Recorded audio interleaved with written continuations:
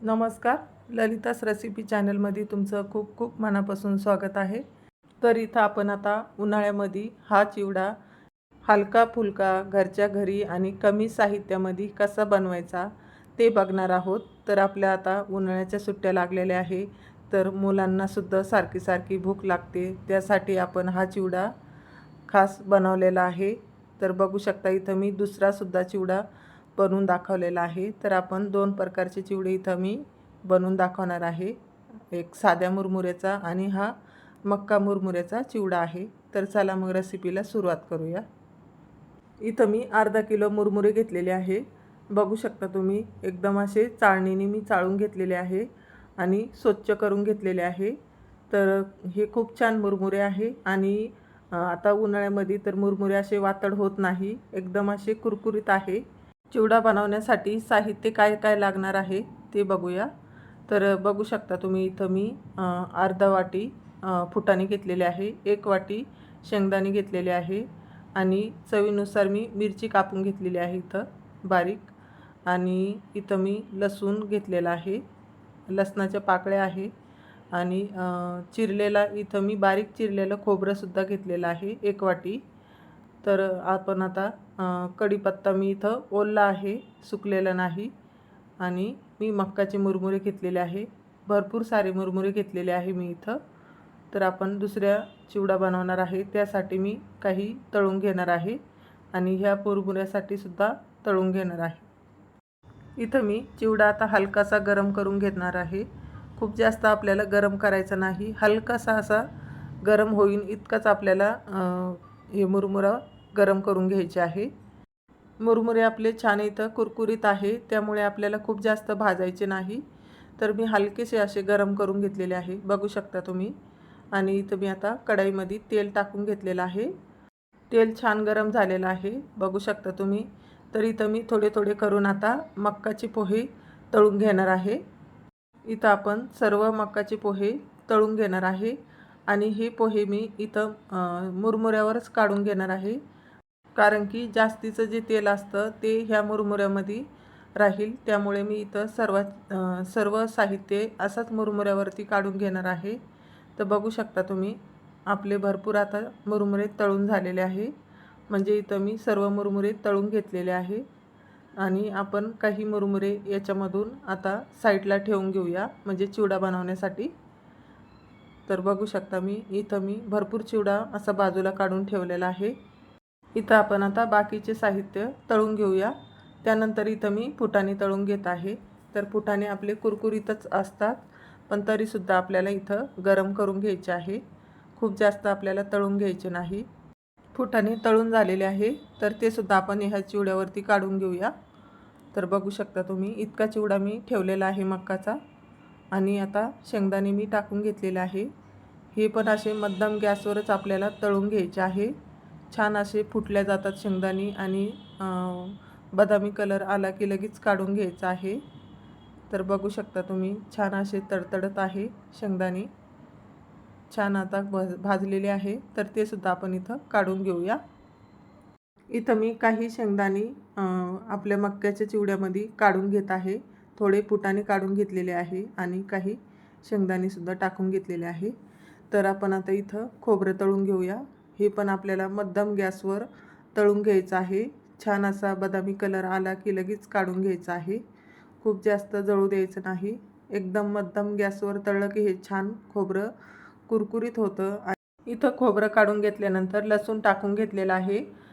लसूण तळत असताना कधी पण त्याच्यावर ताट ठेवूनच तुम्ही लसूण तळून घ्या, कारण की अंगावर उडण्याची शक्यता असते तेल.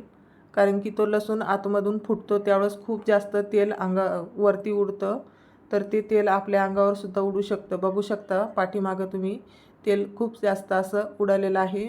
मी असं मध्यंती उघडून बघितलं त्यावेळेस तेलाचे असे लसूण आतमधून फुटला त्यावेळेस तेल उडालेलं आहे.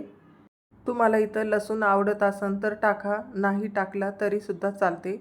तर इथं मी कढीपत्ता टाकून घेतलेला आहे. कढीपत्ता छान इथं आपण आता कुरकुरीत तळून घेऊया. बघू शकता तुम्ही कढीपत्त्याचा छान असा कलर बदललेला आहे आणि छान कुरकुरीतसुद्धा तळून घेतलेला आहे आपण. तर आता काढून घेऊया. तर बघू शकता तुम्ही ह्याच पद्धतीनं तुम्हाला सुद्धा कढीपत्ता तळून घ्यायचा आहे. आणि आपण थोडासा चिवडा कढीपत्ता दुसऱ्या चिवड्यामध्ये सुद्धा टाकून घेऊया.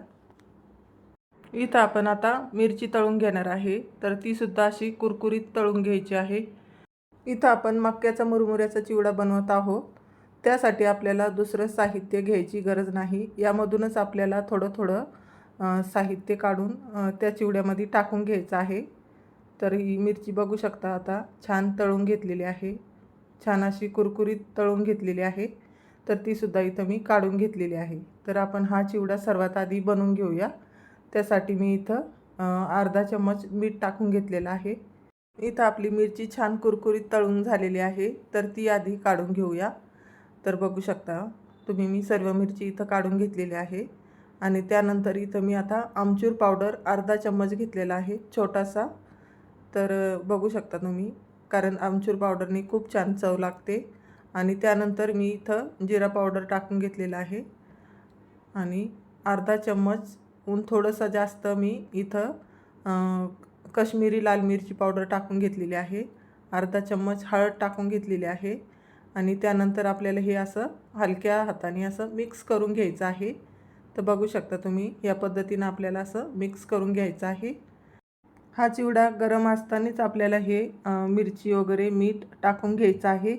आणि हलक्या हाताने असं मी आता मिक्स करून घेत आहे. तर आपला चिवडा छान तयार झालेला आहे. बघू शकता छान कलर आलेला आहे. तर मी आता मुरमुऱ्याचा चिवडा बनवण्यासाठी इथं 1.5 चम्मच हळद टाकून घेतलेली आहे. 3 चम्मच इथं मीठ टाकून घेतलेलं आहे. आणि 2 चम्मच जिरा पावडर टाकून घेतलेला आहे. आणि मोठा चम्मच आमचूर पावडरसुद्धा मी इथं टाकून घेतलेला आहे. आणि कश्मीरी लाल मिरची पावडर टाकून घेतलेली आहे. खूप छान कलर येतो चिवड्याचा आणि चवसुद्धा छान लागते. त्यामुळे इथं मी मिरची पावडरचा सुद्धा वापर केलेला आहे कलर येण्यासाठी. आणि आता इथं सर्व मसाले मी टाकून घेतलेले आहे. आणि गॅस चालू करून आता हे थोडंसं मी तळून घेणार आहे, म्हणजे कलर खूप छान येतो चिवड्याचा. आणि ह्या मसाला आपण इथं टाकून घेतलेला आहे बघू शकता तुम्ही. तर मी जे काही शिल्लक तेल उरलेलं होतं त्याच तेलामध्ये इथं मी सर्व मसाले टाकून तळून घेतलेला आहे. आणि बघू शकता किती छान कलर आलेला आहे. एकसारखा आपल्याला मिक्स करून घ्यायचं आहे. मसाला टाकला ना गरम गरम त्यावेळेसच आपल्याला हे असं मिक्स करून घ्यायचं आहे, म्हणजे सगळीकडे असा आपला जो मसाला आहे तो लागला जातो. तर बघू शकता मी आता इथं हाताने सुद्धा मिक्स करून घेतलेला आहे. बघू शकता किती सुंदर कलर आलेला आहे. घरच्या घरी आपला कमी खर्चामध्ये आणि खूप जास्त चिवडा बनून तयार होतो. आता उन्हाळ्याच्या सुट्टीमध्ये मुलाला सारखी भूक लागते, त्यावेळेस मुलांना पटकन असं खायला देता येतं. तर बघू शकता इथं दुसरासुद्धा चिवडा मी बनवून घेतलेला आहे. आणि तो सुद्धा खाण्यासाठी खूप पौष्टिक आहे आणि छान कुरकुरीतसुद्धा झालेला आहे. इथं मी दोन्ही चिवडे खूप कमी साहित्यामध्ये आणि खूप कमी वेळामध्ये बनवून दाखवलेले आहे. तर बघू शकता खूप सारे चिवडा आपला बनवून तयार झालेला आहे. हा चिवडा चवीलासुद्धा खूप छान लागतो. एकदा तुम्ही हा चिवडा नक्की ट्राय करून बघा. खरंच खूप चवीलासुद्धा छान लागतो. आणि घरच्या घरी तुम्हीसुद्धा चिवडा असा बनवून बघा. माझ्या दोन्ही चिवड्याची रेसिपी कशी वाटली तुम्हाला? थोडी जरी आवडली असेल तर लाईक करा. चॅनलवर नवीन असाल तर सबस्क्राईब करा. पुन्हा अशाच नवीन नवीन रेसिपीसोबत पुन्हा भेटूया.